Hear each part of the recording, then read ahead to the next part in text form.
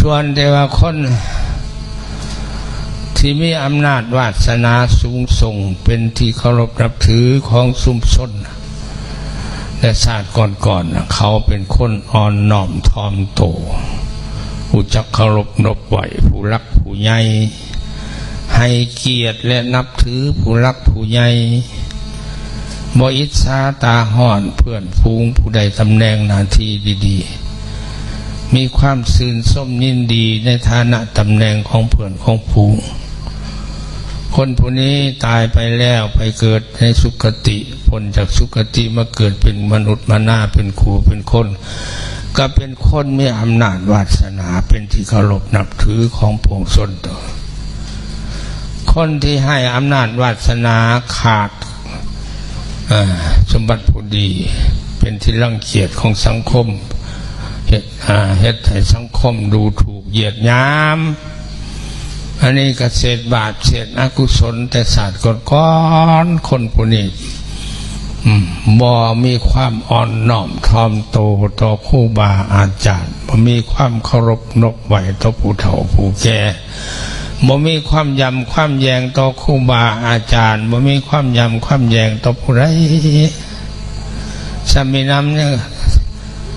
สร้างความอิจฉาตาห่อนเพื่อนฟูงที่ได้หน้าที่ตำแหน่งอิจฉาบังเบียดเขาคนจังสี่คนตายไปแล้วก็ไปสู่อบายภูมิตกนรกเป็นต้นพ้นจากอบายภูมิมาเกิดเป็นคนก็เป็นคนให้วาสนาบ่มีคนเคารพนับถือเป็นนั้นได้พระพุทธองค์สัตเทศนาให้สุภามนุษย์ฟังจบลงไปแล้วเราก็น้อมมือสาธุโอ้ยจะแม่ขอหน่อยมีแห้งขอหน่อยดีมกดีใจที่ได้ฟังธรรมของพุทธองค์เฮ็ดให้ขอหน่อยตาแจ้งตาสว่างพระพุทธองค์มาไต่แสงถูกแสงเทียนเรื่องทางให้ขอหน่อยแล้วขอหน่อยจะขอถึงพระพุทธเจ้าเป็นที่พึ่งขอถึงพระธรรมเจ้าเป็นที่พึ่งขอถึงพระสังฆเจ้าเป็นที่พึ่ง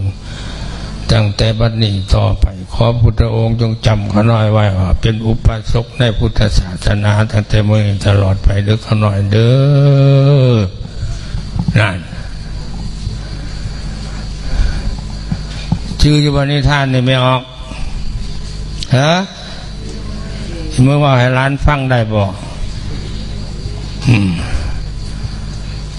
ฝึกแอบลูกฝึกแอบร้านให้เป็นคนหูจักเมตตากรุณาอย่าไปแอบลูกแอบร้านให้เป็นคนขี้โหดสามานเห็นไม่ออกอยู่ในเมืองสวรรค์หลายขอบครัวหลายเกินเอาแมวไปถิ่มในวัด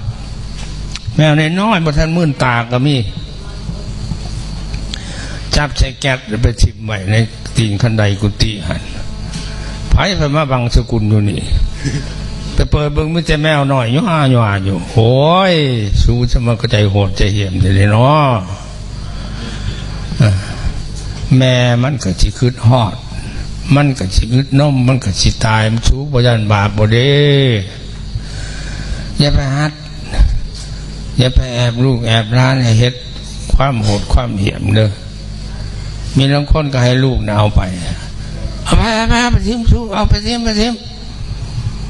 อันนั้นแหละคือแอบลูกแอบร้านให้เป็นคนบาปสอนลูกสอนร้านให้ไม่คนมีใจเมตตากรุณาไหม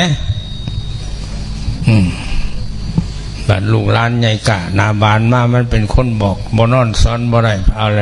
ที่ลูกบ่ดีนั่นน่ะที่ลูกบ่ดีนั่นนี่บ่ดีแล้วของแม่มันบ่ดีพอมันบ่ดีพอมันพาเห็ดแต่แนวบ่ดีอันนี้นิทานทานยกมาว่าสู่ฟังเพื่อเตือนจิตสิจิตใจผู้กำลังคิดพิษอยู่เดี๋ยวนี้ก็มีได้คือจะเฮ็ดบาปเฮ็ดกรรมนั่นกรรมนี่มันบ่แม่นว่ามันสิอันนั้นหมดง่ายๆได้เด้อเจ้าเฮ็ดกรรมชั่วมันก็ติดตามเจ้าไปเจ้าเฮ็ดกรรมดีมันก็ติดตามเจ้าไปแต่ แต่ว่ามันให้พ้นต่างกันลังเทือก็ได้พ้นในศาสตร์นี้ก็มีได้พ้นในศาสตร์ต่อไปก็มี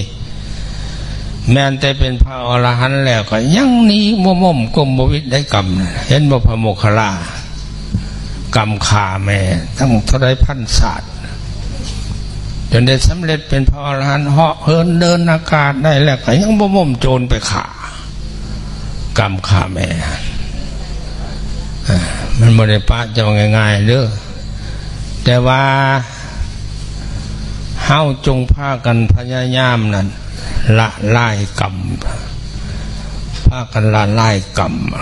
อันหนักๆนะให้มันคอยเบาลงหมายความว่าทำลายกรรมลักนำกำลังของบาปทำลายกำลังของกรรมชั่วนะให้มันอ่อนลงเพื่อว่าให้มันทันไว้เห็นอะไรการทำลายกำลังกรรมชั่วนะคือพยายามเห็นความดีนี่ให้มันลายตักน้ำทำบุญให้มันลายทำนองเดียวกันก็ว่าเฮาเอาน้ำไปถอกใส่เกลือจอกหนึ่งนี่ขั้นเฮาเอาน้ำโอหนึ่งสำนีไปถอกใส่นี่กินยังเข้มอยู่ได้